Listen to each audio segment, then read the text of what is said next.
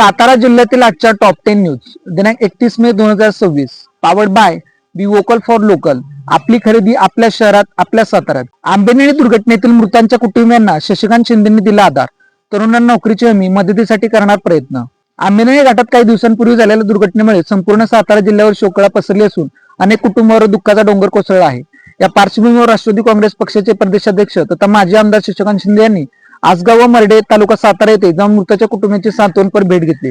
यावेळी त्यांनी दुःखी कुटुंबातील सदस्यांशी संवाद साधत त्यांना धीर दिला आणि या कठीण प्रसंगी आपण त्यांच्या पाठीशी खंबीरपणे उभे असल्याचा विश्वास दिला. शशिकांत शिंदेंनी मृत्यूंच्या कुटुंबातील पात्र तरुण तरुणींना रोजगार उपलब्ध करून देण्यासाठी पुढाकार घेतला. त्यांनी थेट घटनास्थळावर काही खासगी कंपन्यांच्या संचालकांशी दूरध्वनीवर संपर्क साधून संबंधित युवतींना नोकरीची संधी उपलब्ध करून देण्याबाबत चर्चा केली. सातारा सांगली विधान परिषद निवडणुकीत शिंदे सेनेचा दावा. दुसऱ्या दिवशी शिंदे सेनेच्या सांगली येथील तानाजी भगवान पाटील यांच्याकडून अर्ज दाखल. सोमवारी अर्ज दाखल करण्याचा शेवटचा दिवस. विधान परिषदेच्या सांगली सातारा स्थानिक स्वराज्य संस्था मतदारसंघाच्या निवडणुकीत अर्ज दाखल करण्याच्या 7व्या दिवशी शिंदे सेनेच्या सांगली येथील तानाजी भगवानराव पाटील यांनी उमेदवारी अर्ज दाखल केला आहे. सातारा जिल्ह्यातील अन्य कोणत्याही पक्षातून अद्यापही अर्ज दाखल झालेला नाही. सांगली सातारा स्थानिक स्वराज्य मतदारसंघात सातारा आणि सांगली म्हणून 895 मतदार आहेत. अर्ज दाखल करण्याची प्रक्रिया दिनांक 25 मे पासून सुरू झाली असून आतापर्यंत शिंदे सेनेकडून एकमेव अर्ज दाखल झालेला आहे. 1 जून रोजी अखेरचा दिवस आहे, तर छाननी दिनांक 2 रोजी होणार आहे. अर्ज माघारीची अंतिम मुदत दिनांक 4 जून रोजी आहे. आंबेनळी केळझर घाटातील वाढत्या अपघातांवर तातडीने प्रतिबंधक उपाययोजना राबवा. सुनील शिंदे. महाबळेश्वर पोलादपूर मार्गावरील आंबेनळी घाट आणि मेढा महाबळेश्वर मार्गावरील केळझर घाटात वाढत्या अपघातांच्या घटना पाहता या मार्गावर तातडीने अपघात प्रतिबंधक उपाययोजना राबवण्यात याव्यात अशी मागणी महाबळेश्वरचे लोकनियुक्त नगराध्यक्ष सुनील लक्ष्मण शिंदे यांनी सार्वजनिक बांधकाम विभागाकडे केली आहे. या संदर्भात त्यांनी सार्वजनिक बांधकाम विभागाच्या अभियंत्यांना लेखी निवेदन सादर केले आहे. महाबळेश्वर हे देशातील एक प्रमुख पर्यटन स्थळ असल्याने येथे दरवर्षी लाखो पर्यटक भेट देत असतात. मुंबई आणि कोकणातून महाबळेश्वरला जोडणारा आंबेनळी घाट हा अत्यंत महत्वाचा मार्ग आहे. मात्र अलीकडच्या काळात या घाटात अपघातांचे प्रमाण लक्षणीयरीत्या वाढले आहे. अनेक ठिकाणी रस्ते रुंद झाले असून संरक्षक कట్టडे, साईड पट्ट्याने दिशादर्शक फलकांची दुरावस्था झाल्याने वाहन चालकांना मोठ्या अडचणींना सामना करावा लागत आहे. विशेषतः आगामी पावसाळी हंगामात दाट धुके, खराब हवामानामुळे या मार्गांवर अपघातांचा धोका अधिक गंभीर होण्याची शक्यता नगराध्यक्ष शिंदे यांनी व्यक्त केली आहे. जिल्ह्यावर उन्हानंतर पाणी संकट. ऑगस्ट अखेर पिण्यासाठी राखीव. एल निनो चिंता वाढवतोय. कोयनेकडे तळाकडे 6 प्रकल्पात फक्त 29 टीएमसी साठा. जिल्ह्याला 2 महिने उन्हाळे घाम फोडला तर आता एल निनोच्या प्रभावामुळे पाऊस कमी होण्याचा अंदाज आहे.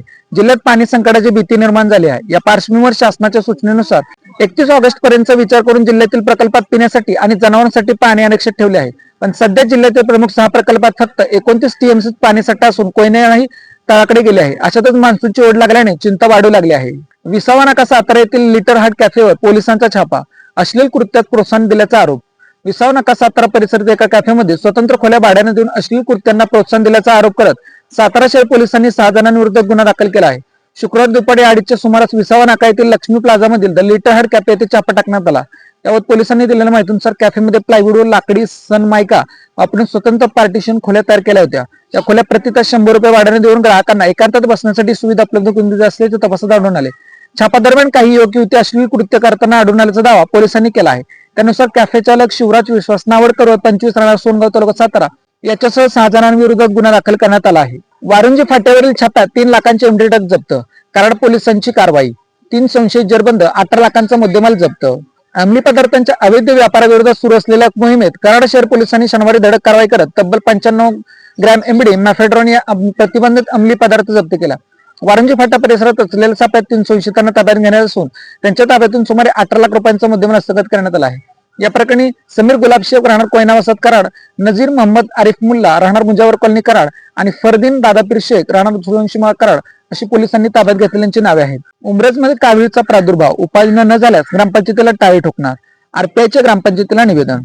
उमरज तालुका कराड येथे कावीळ रोगाचा वाढता प्रभाव चिंतेचा विषय ठरत असून नागरिकांमध्ये भीतीचे वातावरण निर्माण झाले असून या पार्श्वभूमीवर Republican party of India Athawale गटाच्या वतीने उमरज ग्रामपंचायतीचे प्रशासक ग्रामसेवक यांना तातडीने उपाययोजना राबवण्याची मागणी निवेदनाद्वारे करण्यात आली आहे.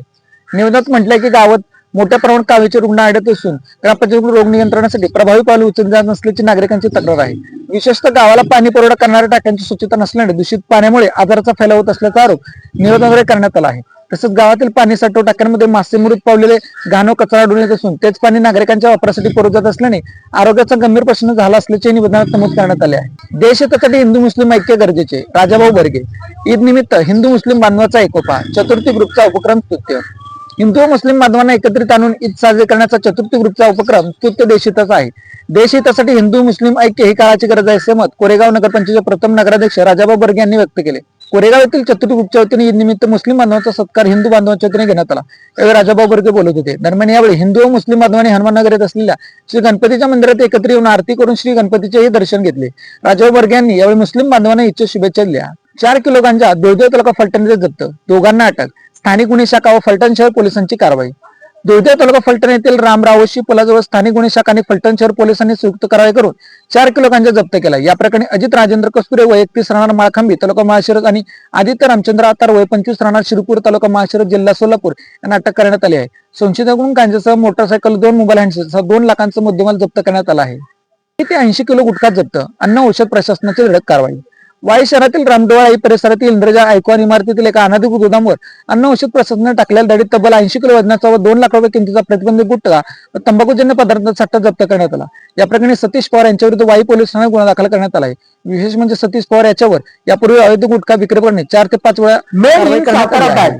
सातारा शहरातील महिलांनी बनवलेल्या उत्तम प्रकारच्या बॅग. संपर्क 9594 415 115. सातारा जिल्ह्यातील अशाच विश्लेषणात्मक बातम्यांसाठी जिल्हा सातारा या न्यूज चॅनलच्या सर्व सोशल मीडिया प्लॅटफॉर्मला फॉलो करा.